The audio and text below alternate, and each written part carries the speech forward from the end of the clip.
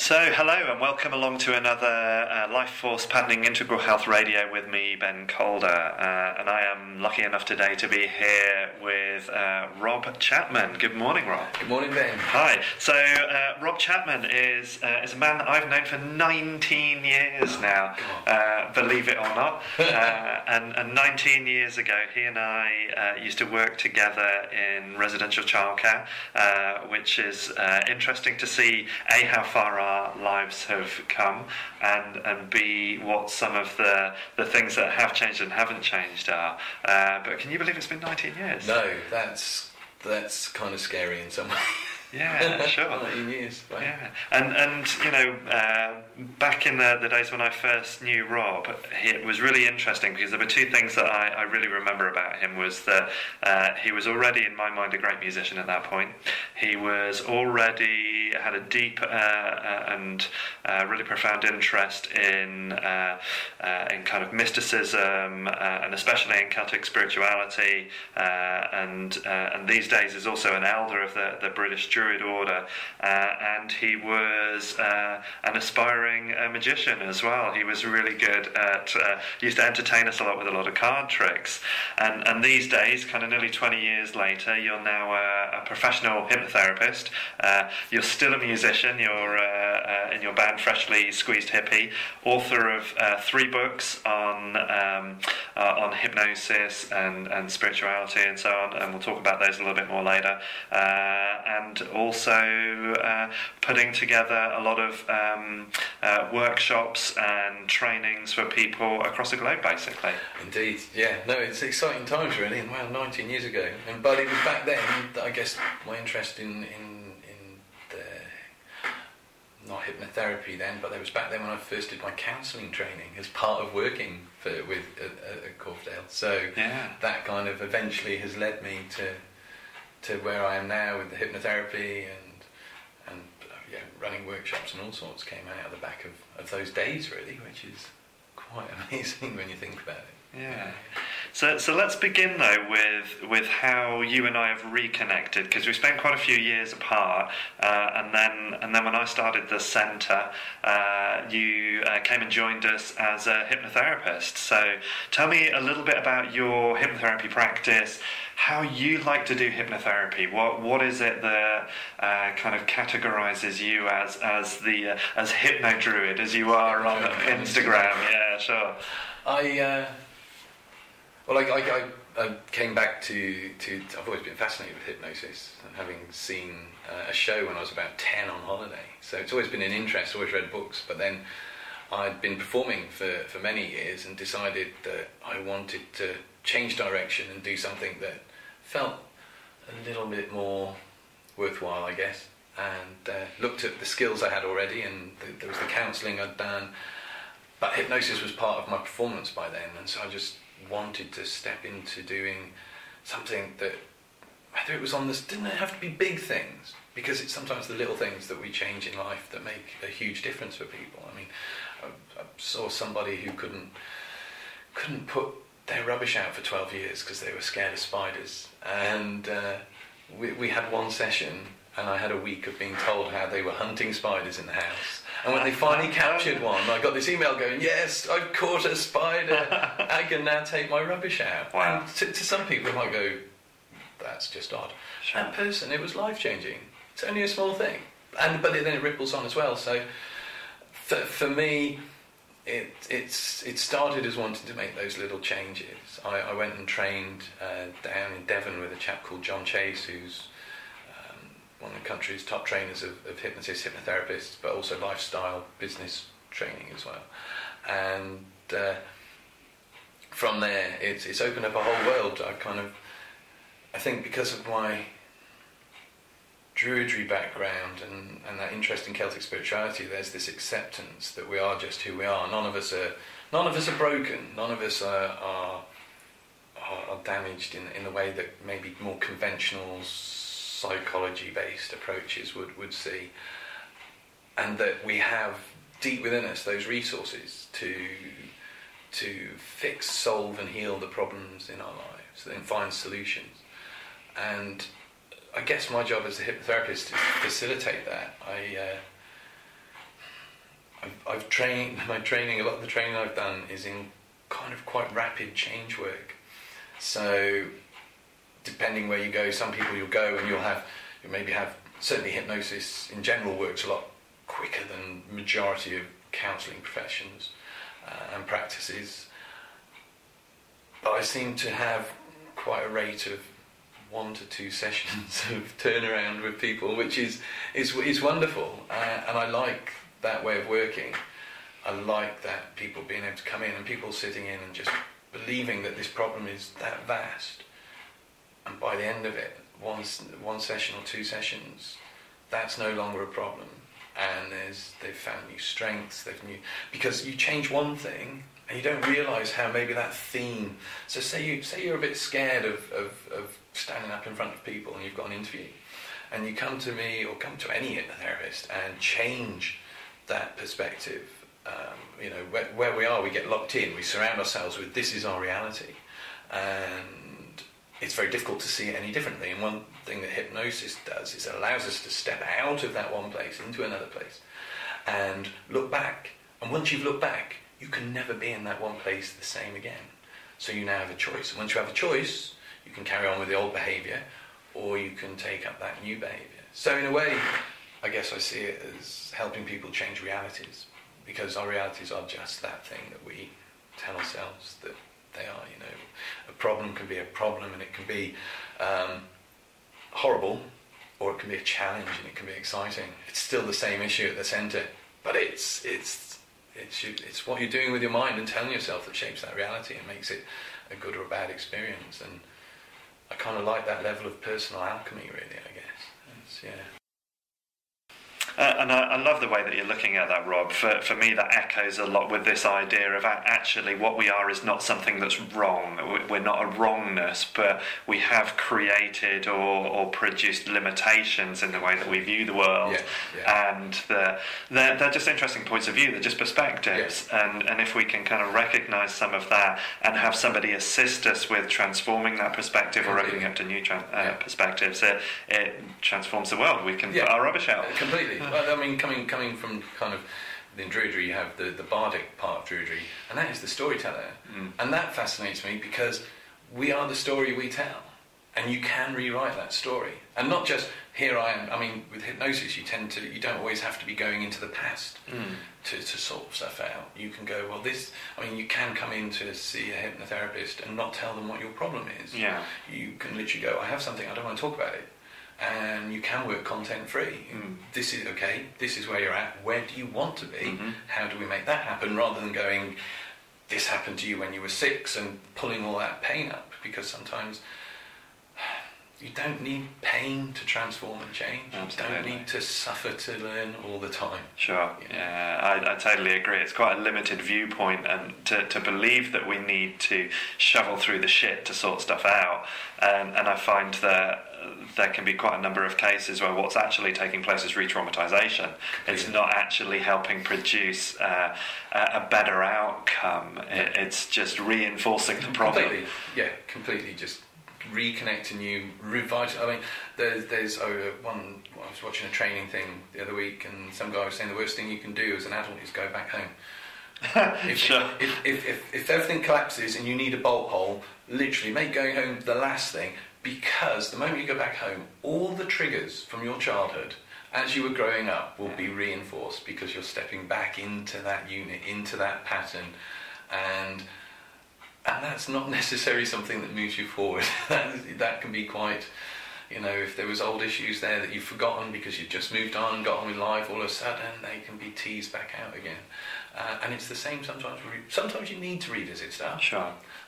But it's not essential. No, and change, I always say when people come to see me, there's no reason. I mean, what you bring to me might be serious, but there's no reason that journey of changing it cannot be fun, like an adventure, and enjoyable and fascinating. You're learning what your mind can do for you. How amazing. It's much more creative, isn't it? Yeah, completely. And sometimes when you go back into the past, you might just be opening up a bottomless pit, and you could spend years getting lost in that space and not really getting forward. And also, I mean, hypnosis works with the unconscious mind, not the conscious, and we can logically understand what implications a moment in our past has had for us. So say, I don't know, we developed a fear of heights because once we were out on a holiday walking a cliff with our family, and I don't know, maybe there was something we didn't like and our parents got ratty with us and shouted. And it's not a biggie, but that can plant the seed of a fear of heights later on. Yeah. Now, you can go back to that and know exactly what triggered it and what that trigger is. And logically, that's great. Doesn't always change what's going on for you now. Just because you know the root cause doesn't mean it stops the behaviour. Yeah. Because that behaviour has long become unconscious. You don't wake up one morning and think, well, do you know what? Today I'm going to be anxious. Yeah. It just happens. And no amount of logical conscious thought is ever really going to get to the root of that. Yeah. And quite often what we logically think is triggering it, it can be something completely different. Yeah. So just for people that haven't come across hypnosis before or don't know very much about it or have too many TV ideas about what hypnosis might be, how are you using it in a therapeutic sense? Well, give us an idea of the kind of the process. Okay, well there's, the first process is to sit down and hear and witness. Just sometimes for people just being seen and heard is the first part of the healing, because quite often we're not in a modern day world. And then resting people's fears aside, there is, like you said, there's a lot of amusing things about what hypnosis can and cannot do. And part of the initial process is making sure people realise that, one of the common ones with hypnosis is, and you see it, I've done stage work with hypnosis, and you'll go up to somebody, hold their hand, shake their hand, sleep, and they're gone. If they were really asleep, I might as well go talk to the dog. Yeah. Because if you're asleep, you're not hearing me. Sure. So it's not sleep. Hypnosis is a state of relaxation, but it's not essential. You do not have to be relaxed to be in hypnosis. But it's encouraged because it's good for you. And tends to get better results if we can get relaxation. Relaxation, you can get somebody into complete ragdoll floppiness within a minute if you're working really well, which is quite amazing. And sometimes these people have never relaxed before. So it's not sleep, it's not, again, if you're in hypnosis, you're going to hear, a lot of people come to me, I've been hypnotised before, but I don't think I was in because a car went past and I heard it pip its horn. Yeah, you will, because you're not asleep. You will hear stuff happening, you will hear what's going on, and you'll be aware of stuff. But I always say it's a bit like if you read or you have a hobby, or you draw or paint or something, and maybe you've got the radio on, but you get into that reading, you get into that thing, and for a while you don't hear what's going on the radio, or you're aware something was. Yeah. And that's it. Hypnosis, at its very simplest, it is a relaxed state with a single focus. And in that state, our ability to learn and change behaviours happens very quickly. Richard Bandler, one of the founders of NLP, he says if you get a flip book and I drew a little stick man on every page and slowly showed you a page a day, you would have no idea what was going on. But if I get that flip book and go draw a stick man and flip through it really quickly so it animates him, suddenly you know what's going on. And as human beings, we learn quickly. Yeah. And our behaviours are learned in moments. And some of those behaviours serve us and some don't. And so with hypnosis, we're working with making those quick changes. Yeah. And so that's one. You also don't get stuck in hypnosis. Sure. And one thing that happened to me I work from the centre, but I'm starting to get people from America and across Europe saying, "Oh, is it possible to have a session?" So I've been able to start doing that and workshops online for people that can't make it to the centre. And I was with a chap in France online a couple of weeks back, and we'd done all the stuff, and we were doing what they call the induction, which is the ritual that gets you into hypnosis. Again, it's not an essential part, you can do it conversationally. But we got to that part, and I was just about to go into the work part of it, and his computer switched off. So all of a sudden we have this situation where there's me sat in England, and some guy kind of slumped in his armchair in France in trance, and but you know, you can laugh because no one ever gets stuck in hypnosis. What happens is he kind of realises it's gone quiet, something's not quite as it should be, and he slowly came out. I mean, John, who I had my mentoring with, he once fell off a stage and broke his leg whilst inducing people. Now, being a professional, he had people ready to take care of that, but worst case scenario, those people on the stage in trance would have gone, what is all that swearing about? And realised something wasn't right, and just slowly come out of it. Sure. You know, you might be a bit, what's going on, in the same way as if you wake up suddenly at night because there's been a noise in the house. But you're never going to be stuck. I mean, there is no evidence that hypnosis has ever been harmful to anyone. Sure. You know.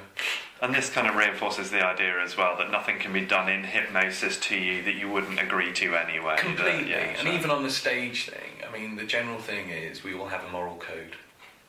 Some people's moral codes is not, when it comes to doing it on the stage, as great as they might think it is. Sure.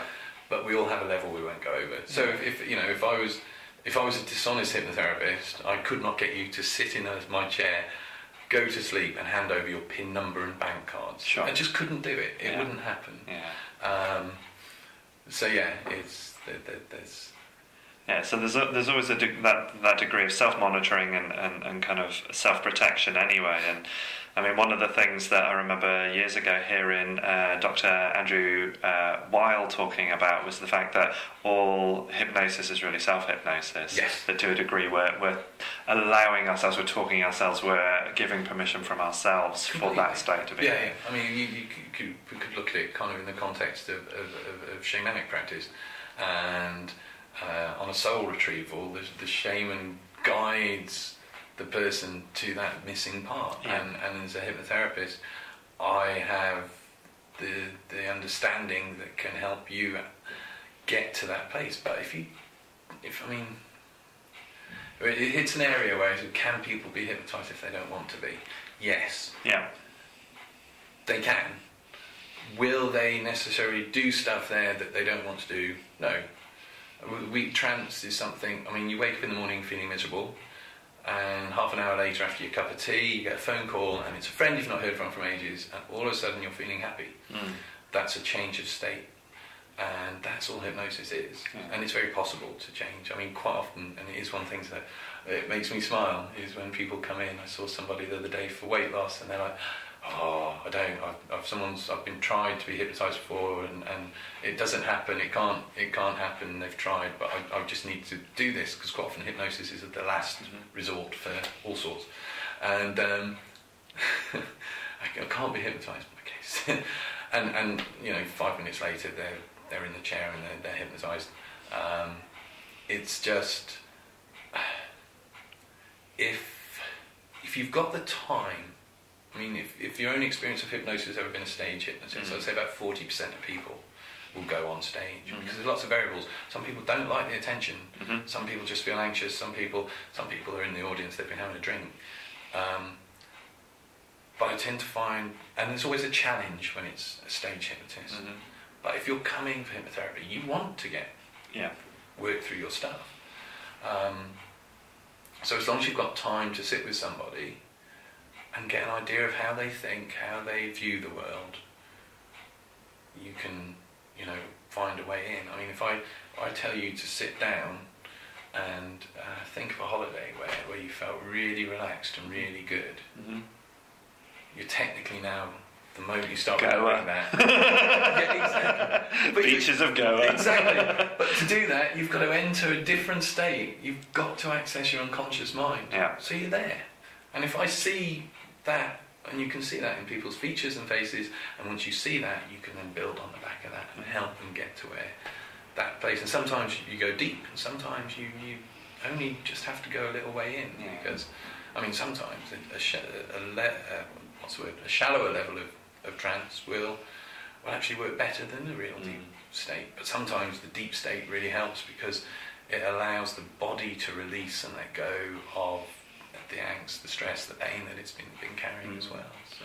And I guess the important thing is that as the hypnotherapist, you're not taking control away from the person. No. It's because that is one thing that comes up actually. People go, "Oh, I don't think I'll be hypnotised. I don't like to be out of control." Sure. There's a good friend of mine he's been hypnotising people for years as a performer, and he's never been hypnotised. He's never experienced it. Sure. A couple of years back, I was at the UK Hypnosis convention, and a few of us after dinner on the Saturday night all gathered round. And he's like, I'm here with like 500 hypnotists from around the world. I still haven't been able to experience this. And so there was half a dozen of us, so we all had a go, and he couldn't. And I sat down with him and said, well, why is it? And he's like, I'm a control freak. I can't let go of control. So I just said to him, I said, well, you are in control. I mean, if you're driving your car, you drive into a destination, you're following road signs. The road signs are not in control. You are in control. You can choose to go where you want to go, and hypnosis is similar in that sense. So in that sense, I just said to him, look at the future. Imagine what it would take for your hand to be stuck. And he's like, right. And his hand's on the table. I said, now you're in control of this, but come back to here now, knowing everything you need to know to have that hand not lift off the table. And he's like, that's interesting. So I said, my fingers are feeling heavy. That's it, and allow that. You're in control. Allow that to become everything you want it to be. And he had this childlike look of glee on his face when his hand was stuck to the table. But that was completely a control thing. But again, the hypnotist is the guide. He's the or she is the person that walks beside you on those inner realms, those inner worlds of the mind. Yeah, no, that's beautifully put. I like that as well. So typically, why will people come and see you? So Rob works here at the Centre for Integral Health as one of our hypnotherapy team. So why will people typically come and see you? I was going to be really big-headed and say because I'm good. And it is okay for you to say that as well. No, I don't. Because I love what I do, and I think anyone that loves what they do is always going to be the best person to do. I mean, everybody that I know that works at this centre is passionate about what they do, and that's what makes it such a great place. Thank you. Why? First of all, people come. I have seen people for everything from being unable to keep false teeth in, which was an interesting one. Just couldn't keep them in. For eczema. Eczema, smoking, weight loss, the usual hypnosis stuff. Sure. But hypnosis can be used for goal setting and personal development. So if you feel there's something blocking you from reaching that next level in your job or getting your business where you want to go, you can use hypnosis to help understand that and move beyond that. There's things like past life regression, which I don't do much of, but it's there as a thing which can be used either therapeutically or just because people are curious. So usually I would say underpinning most of my work, and I think, I don't know, maybe other therapists would agree, is at the root of it, if you were to single it down to one thing, it's anxiety and stress. Sure, yeah. But that manifests in so many different ways. Yeah. Whether it's pain, whether it's blocks, whether it's fears, phobias, the essence of that, there is some level of anxiety, and hypnosis allows us to really work with that. But you can also, one area that I'm opening up into and exploring more and starting to offer this year is using hypnosis as a tool for spiritual development. So again, a certain amount of that is the same kind of work as personal development. You're going, but with hypnosis, it's possible to access the higher self, however we wish to see that, whether it's just a higher self of mind or we see it as being something divine, or however we see that, and work at that level to find solutions to pain, to help find solutions to life. It's also, I've been used it to help people with their meditation practices and helping spirituality that way. We have the chattering mind thing, and you're human, you think. Of course you're going to have thoughts. If you don't, I think there's another word for it, and I think that's usually dead. You have thoughts. The problem is, it's the radio thing again. Yeah, sure. You've got a radio in the background, you've just got to learn to ignore it. Yeah, Once you sure. ignore it, it no longer distracts you, and then you're in that place. And hypnosis can kind of set that up quite easily. Yeah. And it can help us. One of the side effects of hypnosis is people tend to get a really good night's sleep. Yeah. And I think no one really tells me why that is. I've asked. But my personal theory is that for some people, it's the first time they've relaxed deeply for a long time. Mm. And because you've relaxed deeply, when you go to sleep, your body remembers that. And so it goes there a lot easier, and therefore you sleep. So it's also a benefit for meditation, that if you're having difficulty relaxing your meditation, you can use hypnosis and be taught self-hypnosis to be able to relax yourself quicker and easier, which then benefits your meditation practice as well. So. And I guess for many people, they probably don't realise that being taught aspects of self-hypnosis is part of what you offer as well, Completely. so that it's not just a case of they're going to require you for every change that they want to make. Completely. Hypnosis should be about empowering people. Everything we do, I personally think, should be about empowering people, making people feel good, giving them. Hypnosis is a mind technology. I do err on the more kind of spiritual definitions of things, but bringing it forward, it's a mind technology.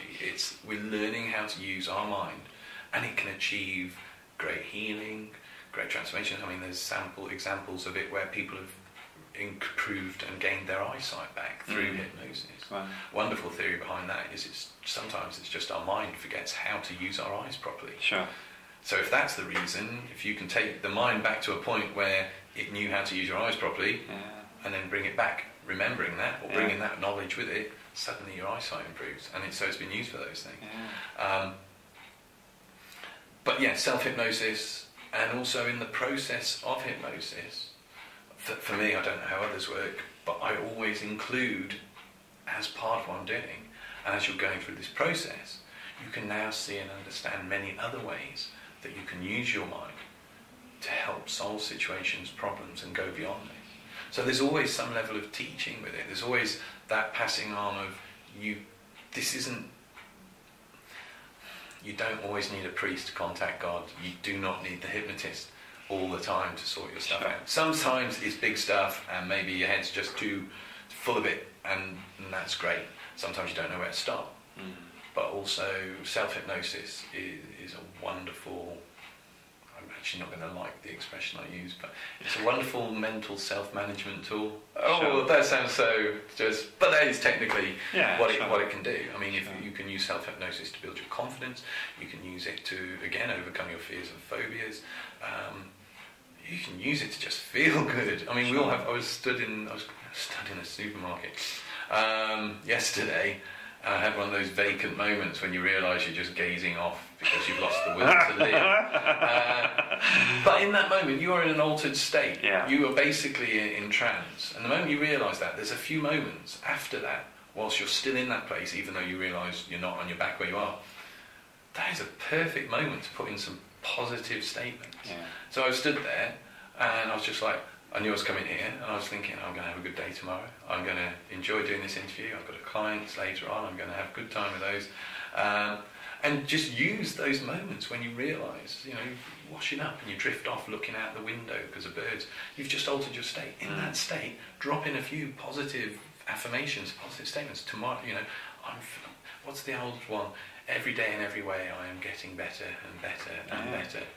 And using we're not taught how to use our minds. Yeah. And hypnosis is, it's been around. People have been using trance for healing and everything for thousands of years. And maybe in the past we've lost certain stuff that we knew. I don't know. But it's an exciting time for hypnosis. There's lots of new discoveries coming, lots of new work being done. So I think it's a very much watch this space thing with hypnosis, actually. So let's talk a little bit about some of your other work as well, Rob. Now, I know that you have a series of You Can Do It books that are in process. So there's a You Can Do It meditation, a You Can Do It hypnosis, and you're in the process of writing a You Can Do It self-hypnosis. That's right. And one of the other books that you have written as well is a book called The Art, which you're just turning into a workshop at the moment. So tell us a little bit about that. Okay, The Art came about one of the very first spiritual meditational ritual practices that I ever really started to pick up and use regularly is something called the middle pillar, which kind of echoes the chakra system, but is slightly different and has its origins in Kabbalah and some of the more esoteric societies of the Victorian age. And it's always baffled me as a system why it's never... there was a book put out about it in the 60s, which was how it can be used for healing, how it can be used to help others and yourself. But it's never been picked up on. But it's a practice it's my longest continuous practice. And part of my training did a thing combining EFT with hypnosis. Mm-hmm. And there was something as I was doing that just kept bringing me back to this. And if you bring energy to anything, it's going to enhance, it's going to act as a catalyst. So I found a system for self-hypnosis, which is pretty straightforward once you know it. And I took the energy system that I'd been working with through meditation and said, what happens if you bring these together? The hypnosis side of it uses symbolism, creating our own personal symbolism, because our unconscious mind doesn't speak in words and logic. Think of your dreams. It's symbolism, it's imagery, it's creativity. So bringing the two together. And I did find that for planting the suggestions of the self-hypnosis and working the self-hypnosis, it was getting better results. I shared it with a few people. They were finding they were getting good results from it. And it is there as a hands-on energy healing. So the book itself goes into... I'm very much kind of quite concise in my writing. People just nowadays, I think, just want to get into how to do it. So it's almost kind of like a cookbook. There's a bit of background, and a bit of stuff about how to think and how to approach these things, but it's very hands-on in the book. It's do this, do this, do this, and the whole emphasis on the book is do it, because the only way you fail is if you don't. So, yeah, nicely. So that's repeated. It's almost like the mantra of the book is do it, and I've wanted over the last couple of years to be able to take it and create it as a workshop that people can come, probably spend a day exploring. I think a day would be good, exploring the meditation part of it, the energy system part of it, and then the symbolism part of it for the hypnotic aspects of it, and then looking at other applications to it. So I'm hoping to have the workshop completed, I think, by May, to the point where I'm happy to run with it. And then so it'll be a watch this space for the dates at the centre. Sometime, maybe I'll tie it in with the summer solstice or something. Sure. Midsummer, something like that. But yeah, that's an exciting project that I'm working on right now. Yeah. And of course, because you've run them here in the past, you've also run your Weight in Mind and Smoking in Mind. They're kind of like short workshops, aren't they? So like a couple of hours. They're a couple of hours, and the Weight in Mind is for weight loss. I mean, people do diets, and that's great, but the problem is quite often they get a setback. And after a couple of weeks of maybe putting a little bit on, even though they're still doing way better than they ever thought they were going to do, it'll knock the confidence. Yeah. And we dare I say it, a lot of weight loss groups have that catchment that you need to keep using them because you do well and then you drop out and then you'll better go back. And whereas this is designed... for most of the people that will attend to, one, have an easy approach. Nothing, no setting yourself. If you want to lose 2 stone, 3 stone, great, you can do it. But don't set yourself up to fail. Yeah. A couple of pound a week. Yeah. And you know what? If 1 week you put a bit on, it's just going to take you an extra week longer. Yeah. That doesn't matter. You're still on that journey. And so it's about creating that mindset where it's okay to fluctuate on that journey. Yeah. And changing attitudes around food. For some people, that's just setting up in the unconscious mind a pattern for eating. For other people, I've had, one lady who came to the very first one here, she had only ate certain things, very strict diet. Wasn't the healthiest of diets for her.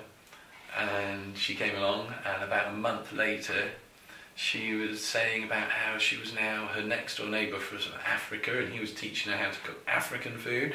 She'd been baking for the first time, making scones, which she'd always wanted. And it opened up all these other tastes and food experiences for her, which you kind of think might not help on the weight side, but she was still losing weight. Yes. And the really interesting thing, and I have no idea why this is, she'd been baking 24 scones a week for her and her husband, and they were eating them every week, but still losing weight. Yeah. And the 1 week she'd plateaued out, she hadn't lost anything, hadn't gained anything. So she's like, oh, what am I doing that I can drop that will help kickstart the next stage of my losing weight? And she decided to stop baking. So for that week she didn't bake. Yeah. She put weight on. Yeah. The following week she baked again because she thought, well, it didn't make any difference, so I might as well carry on enjoying. And she lost weight again. Yeah. Which is bizarre. I don't quite understand how that works. Now I can actually jump in on something really interesting. Okay. I was at an epigenetics seminar with Chris Astle-Smith a couple of weeks back, and one of the things that he was talking about, we were talking about food requirements at different stages in life, and how the body's requirements change as we go through life. And he was talking about a study that was done on, and excuse the animal testing reference here, but it was done by giving rabbits a very, very, very high cholesterol diet. And the rabbits were in 2 different labs, and the rabbits in one lab, their blood cholesterol levels didn't change at all. Didn't matter how much of the high cholesterol food they ate, it didn't make a difference. The rabbits in the other lab, they had changes in their blood cholesterol. And when they were trying to examine the variables about what the difference between the 2 labs was, the labs where there was no change in cholesterol, the rabbits were being cared for by a technician that liked rabbits and was stroking them. So, and that was the only variance, because they were all the same breed of rabbit. A lot of as a lot of scientific study is controlling these variables, and the only difference is the lab technician was stroking them. So what was really coming out for me when you were talking about your lady there who was losing weight, what she was doing is she was accessing joy. Yes. And the joy was more important and more healthy for her than what was going in her mouth. Yeah. And I see that a lot with my own clients, that when they're not happy, it doesn't matter what they're eating, it's not going to help them. When they're happy, it kind of doesn't matter what they're eating. Yeah. Their state is changing, and I always find that epitomised by the different thing, the vitality you see in someone like Gillian McKeith, who to me never really looked all that healthy, and Nigella Lawson, who always looked healthy. So there's something about that, how we go about it, the state of mind, that's really relevant. Yeah, very much so. And there's that whole thing with change work, is that if somebody has a pattern of behaviour that's not doing them any good, whether that's a habit or anything, then create a new pattern of behaviour that just feels good and makes them happy. And we as human beings prefer to enjoy and feel good than we do to feel pain. Yeah. So make the old behaviour difficult and painful, make the new behaviour like, oh, this feels so good, and you'll get that change. So that makes a lot of sense. And so for people that are interested in connecting with you, one of the really good pieces of news is they don't have to be local to Shropshire. And as much as those who are local to Shropshire, I understand you prefer face-to-face, but tell me a little bit about your other options. Okay, so this year I've had I've had people going, oh, we really like what you post on Instagram, we really like this, how can I work with you? And I mean, people do. I've had people travel into Shrewsbury from Anglesey, which I think is the furthest away, it's a couple of hours, so people are willing to travel in. But I appreciate maybe sometimes mobility for people can be an issue. I was talking to somebody the other day who was talking about the trans community and how there's a lot of issues around confidence and self-image, and actually coming along to a group thing or coming along and being out and about is a real challenge. So it's another area that being able to do what I'm doing as well now really opens up. But yeah, people have been like, log on to your workshops, but I'm in America. It's a problem. I mean, you can always fly me out there if you're listening. All offers accepted. Yeah, completely. But I really wanted to know, and I was fortunate enough to be part of a group of hypnotherapists around the world who meet up online. And I was chatting with a guy who I call Vegas Mike, mainly because he lives in Vegas and his name's Mike, about online stuff, and he very kindly showed me how it could all work. So now the workshops and clients are one-to-one. I can actually see online via Zoom, which is a really simple process. You get the appointment, you have a link, and 5 minutes, maybe 10 minutes, before the workshop or whatever, you click the link. If you've not installed the little bit of software already, little app, it does it, and then you're in. And it's a really wonderful way, and it's initially, and I think speaking to other hypnotherapists, there's always that, can it work? Does it work online? But then hypnotherapists have been doing telephone work for years, and we know that works. Yeah. So, and the beauty of being able to do it when you can see somebody on the video, on the computer, or you can do it on your mobile or whatever, is you're getting that physical response as well. So you're able actually to pace the induction more to their physiology and more to where they're at. And obviously you pick so much more up when talking to someone if you can see them. Again, it's still not quite... Nothing beats whether it's a group or an individual being kind of on that one-to-one, physically in the same space. But as an alternative for people, I mean, I've got people inquiring now from London. They may travel up, so it's always an option. But the likelihood is, if they want to work with me, they're probably going to want to stay where they are. But we can do that now. And the workshops, I'm going to, once the art one's done, I'm going to run it here, and then I'm going to run it online.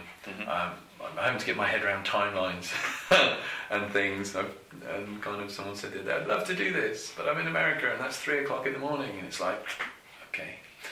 So there's that. There's always fun stuff to learn, like what time do I have to get up in the morning to do that kind of thing. Yeah. But yeah, it's really exciting, and it works. Yeah. That's the thing.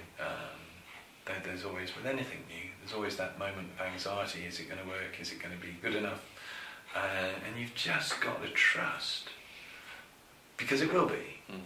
And if it doesn't quite work how you hoped it would, you're always going to be learning, and that's the joy of it. So I love the fact that people can access you wherever they are in the world as well. It's I see the versatility of this, and I see that, especially to help people, connect people who, like you say, maybe can't come out of the house for various reasons or locality. It's just not easy. It's brilliant to be able to have this. And so if there are people who want to come and see you personally, they can come and see you here at the Centre for Integral Health in Shrewsbury, and we will have a link to Rob's profile in the description for this show. But also you can find him on his website, which is walkwithwonder.co.uk. That's walkwithwonder.co.uk. You can find him on Instagram at HypnoDruid, and also on Facebook at Rob Chapman Hypnosis. So Rob, thank you very much. Yeah, it's always good, and hopefully again in 19-20 years we're going to be sitting down again and talking about how much things are developing. Yeah, definitely. Yeah. So, one thing I'd like to add is, I mean, people do get in touch on Facebook, do like the page and that, and always, if there is a problem, never be scared to ask. And even if when you hear about pricing and that, you're worried, there's always ways of making it work. Yeah. And I would much rather people got that support they needed than worry too much. So same with workshops, there's always a way of making it work. So never forget that. It's better that you're journeying forward and feeling awesome than kind of thinking, I just can't do it. Brilliant. And those are the kind of ethics that just make the world a better place. Rob, thank you so much for today, and thank you everybody for listening into this Life Force Patterning Integral Health radio podcast here, and I'll see you soon. Take care. Bye bye.